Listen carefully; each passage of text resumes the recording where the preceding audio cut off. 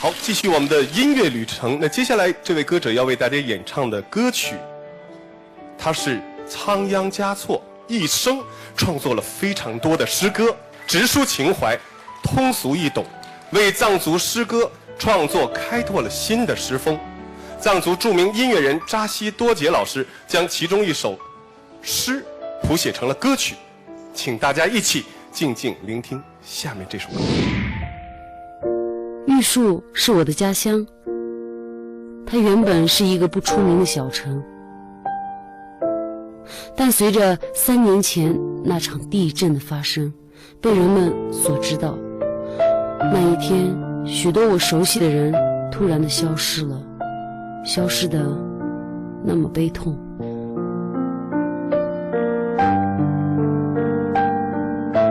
3年过去了，玉树已经发生了翻天覆地的变化，正是经过了地震的洗礼，玉树人才更加的珍爱生命，更加的热爱家乡。现在的玉树也更美丽了。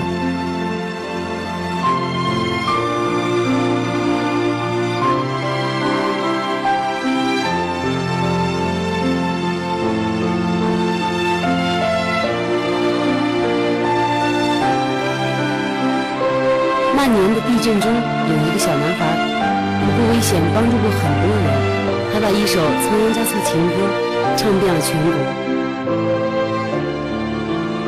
青海玉树地震中年纪最小的志愿者，10岁的他面对突如其来的灾难，面对自己家里的房屋被地震损毁，他没有被吓到，而是主动系上红丝带，成为众多志愿者中的一名。为安置点的医护人员做小翻译，给受伤的群众送水送食物。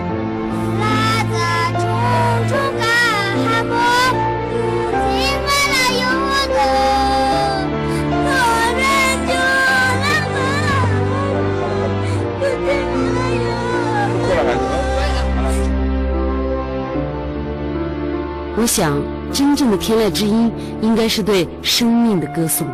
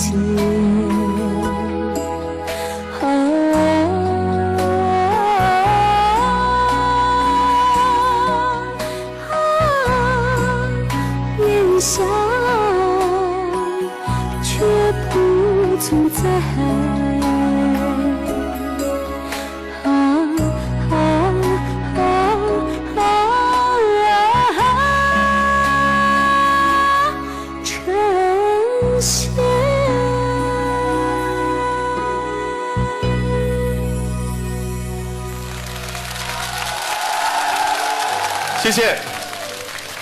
二位歌者呢，对天籁都有自己的这个不同的见解。你对天籁是怎么样理解的呢？其实以前跟大家一样，我的理解也是入耳的、留心的，就是天籁之音。但是经过家乡的地震以后，我就觉得是对生命的赞歌，它才是真正的天籁之音。对生命的赞歌，对，是天籁之音。那大家都知道，在这个灾后，你也做了很多的工作，是吗？多数时间是去在录赈灾歌，然后去跟着我们玉树的很多的那个感恩团体去各个地方去感谢大家啊。谢谢杨坚的爱心，谢谢。那对于杨坚来自刚才演唱的歌曲，那我想请伍周彤老师为杨坚做一下点评。其实最美的天籁名叫《生命之歌》。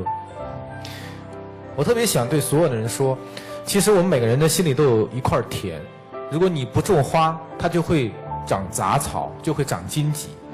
那我们生活也是一样，如果我们不去听那些真正美好的声音，叫天籁的声音，可能我们耳朵里面，我们内心里面就会装更多那些嘈杂而损害我们内心的那些声音。